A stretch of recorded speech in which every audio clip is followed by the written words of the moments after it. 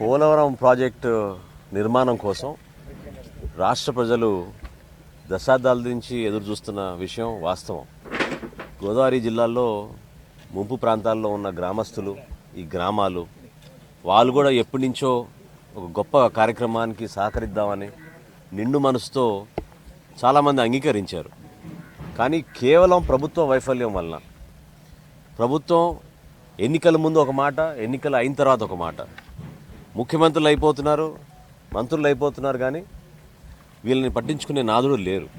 ఈ ప్రాంతంలో ఈరోజు పర్యటిస్తున్నప్పుడు చాలా బాధ కలిగిస్తుంది. అధికార యంత్రాంగం ఏ విధంగా భయభ్రాంతులు గురి చేసి, కరెంటు కూడా కట్ చేసేసి వీళ్ళని ఇక్కడి నుంచి తరలించడానికి ఒక ప్రయత్నం చేస్తున్నారో చాలా ఆశ్చర్యం కలిగిస్తోంది.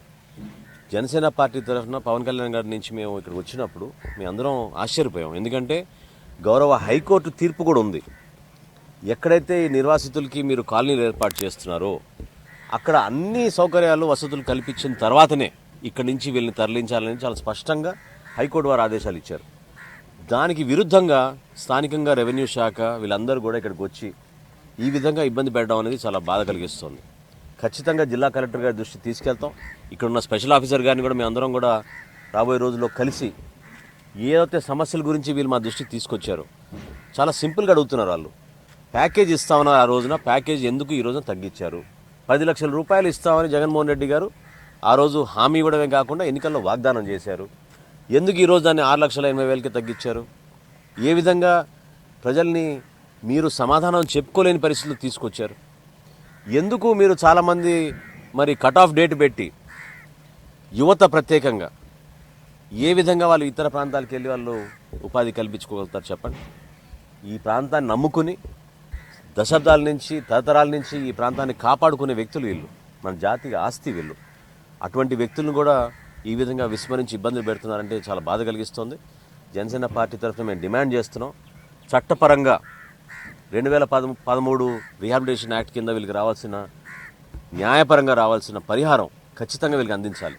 అందులో ఏమాత్రం కూడా వెనకాడకూడదు. అదేవిధంగా ఇక్కడ తక్షణమే 16 కుటుంబాలకి కూడా కరెంటు సౌకర్యం అందించాలి. ఇది ఖచ్చితంగా మానవ హక్కుల ఉల్లంఘన. ఎందుకంటే ప్రభుత్వం నుంచి ఒక అధికార యంత్రాంగం ఈ ప్రాంతాల్లో పర్యటించి బుల్డోజర్లు తీసుకొచ్చి, జేసీబీలు తీసుకొచ్చి ఇళ్లను ధ్వంసం చేసినప్పుడు మరి వీళ్ళకి వసతి కల్పించాల్సిన ప్రాంతాల్లో తీసుకెళ్ళి ఒక భరోసా కల్పించండి. ఆ ప్రాంతానికి వెళ్ళి మేము ఇందాక సందర్శిస్తే అక్కడ పూర్తి స్థాయిలో వసతులు లేవు. వీళ్ళందరూ కూడా కోరుకునేది మహిళలు ప్రత్యేకంగా. పాపం రాత్రులు ఎట్లా బతకగలుగుతారు? ఇక్కడ భయభ్రాంతులు గురి చేస్తున్నారు. ఈ రాష్ట్ర ప్రభుత్వం మేలుకోవాలి. అధికార యంత్రాంగం కూడా దయచేసి రిక్వెస్ట్ చేసేంత ఆఫీసర్స్ అందరినీ కూడా ఈ ప్రాంతంలో పర్యటించండి, ఒక భరోసా కల్పించండి. ఎందుకు ఇక్కడ స్పెషల్ క్యాంపు మీరు పెట్టరు? ఒక స్పెషల్ క్యాంప్ ఏర్పాటు చేసి ఇక్కడ ఉన్న సమస్యల గురించి పరిష్కారం చేయండి.